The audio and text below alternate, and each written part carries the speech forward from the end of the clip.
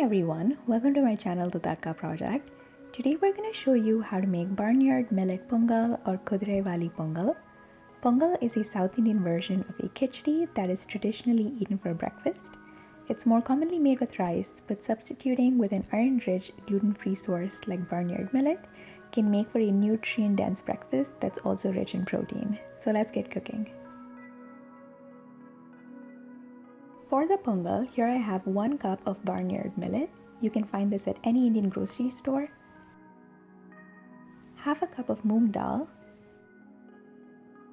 10 to 15 curry leaves, 2 teaspoons of chopped ginger, 1 teaspoon of cumin seeds, 1 teaspoon of whole black peppercorns, half a teaspoon of turmeric powder, and a 1/4 teaspoon of hing or asafoetida. We're going to start by peeling and finely chopping the ginger. Once done, we can set this aside. In a pan on medium heat, we're adding 2 teaspoons of refined coconut oil. We like to use refined coconut oil because it mimics the texture of ghee, but you can use any flavorless oil of your choice. To this, we're going to add the moong dal and roast for 2 to 3 minutes to bring out its nuttiness. We're not looking for a change in color, just a roasted fragrance. Once that's done, we can turn off the element and set this aside as well. We also want to quickly rinse the millet under cold running water till the water runs clear to get rid of any excess starch.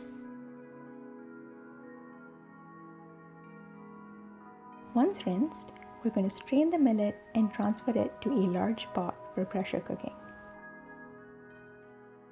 To this, we're also going to add the roasted moong dal, the turmeric powder, half of the black peppercorns, a 1/4 of the cumin seeds, and half of the chopped ginger. We're also going to add 4.5 cups of water to this for pressure cooking. The ratio is 1:3, so for 1.5 cups of millet and lentils, we're adding 4.5 cups of water. We want to pressure cook this for 4 whistles or until soft and almost mushy like this. While that's happening, we're going to coarsely grind the remaining cumin seeds and peppercorns with a mortar and pestle.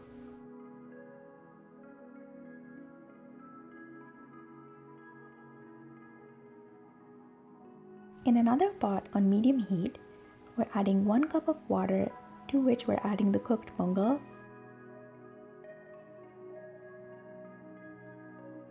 with some salt to taste. We added 1 more cup of water to bring it to a more porridge-like consistency because our pongal was a little thick. But if you are happy with how thick your pongal is, you don't have to add the water. And we're going to give all of this a really good mix. Now it's time to make the tempering or tadka that's going to infuse this pongal with so much flavor. In a small pan on high heat, we're adding 2 teaspoons of refined coconut oil, to which we're adding the leftover chopped ginger, the hing or asafoetida, curry leaves, and the ground cumin and pepper. We only want to cook this tempering for around 10 to 15 seconds, after which we can pour this over the pongal and give everything a nice mix.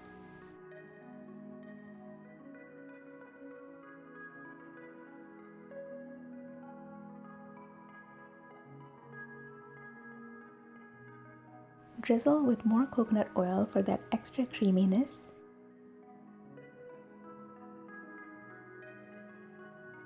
And serve with a chutney of your choice.